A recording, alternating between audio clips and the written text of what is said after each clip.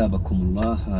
السائل علي الشهري من جدة علی يقول الشہری يوم جدہ سے الجمعة سوال کر رہے ہیں، إذا دخلت المسجد وأذن الأذان الثاني هل أنتظر انتهاء الأذان وأصلي تحية المسجد أم أصلي مع الأذان؟ اذان کے ساتھ داخل ہوا ہے جمعے کے دن، إذا دخل الإنسان إلى الجامع والمؤذن يؤذن الأذان الثاني لصلاة الجمعة فإن الأولى بالداخل أن يبادر بالصلاة، وذلك لأن النبي صلى الله عليه وسلم قال إذا دخل أحدكم المسجد فليصلي ركعتين قبل أن يجلس، والفاء تفيد التعقيب، وحينئذ فبمجرد دخول الإنسان للمسجد يشرع له أن يصلي تحية المسجد ولو كان المؤذن يؤذن.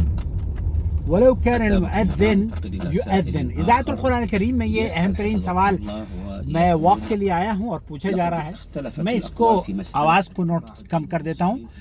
پوچھا یہ گیا سماحت الشیخ سے کہ ایک آدمی جمعے کے دن داخل ہوا اور امام یا مؤذن اذان دے رہا ہے، جمعے کی اذان دے رہا ہے، ایسی صورت میں وہ اذان کا جواب دے یا اذان کے ہوتے ہوئے تحیت المسجد پڑھنا شروع کر دے؟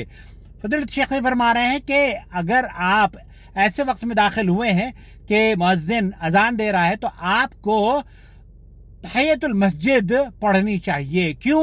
کیونکہ اللہ کے رسول صلی اللہ علیہ وسلم نے فرمایا کہ جب آپ مسجد میں داخل ہوں تو مسجد میں داخل ہونے سے پہلے، بیٹھنے سے پہلے، مسجد میں داخل ہو کر بیٹھنے سے پہلے 2 رکعت نماز پڑھ لیا کریں، اور یہ مسجد کا حق ہے. اللہ کے رسول صلی اللہ علیہ وسلم نے فرمایا ہے کہ مسجد کا حق ادا کیا کرو.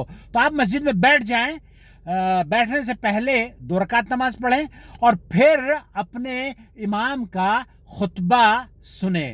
تو جمعے کے دن آپ اگر مسجد میں داخل ہوتے ہیں اور اذان ہو رہی ہے خطبے سے پہلے کی اذان، تو آپ کو تحیت المسجد اذان کے دوران ہی پڑھ لینی چاہیے، اور پھر اس کے بعد سلام پھیرنے کے بعد خطبہ سنیے.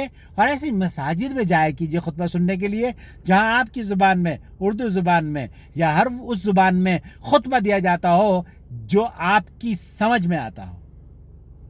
نور ٹی وی دیکھنے کا شکریہ.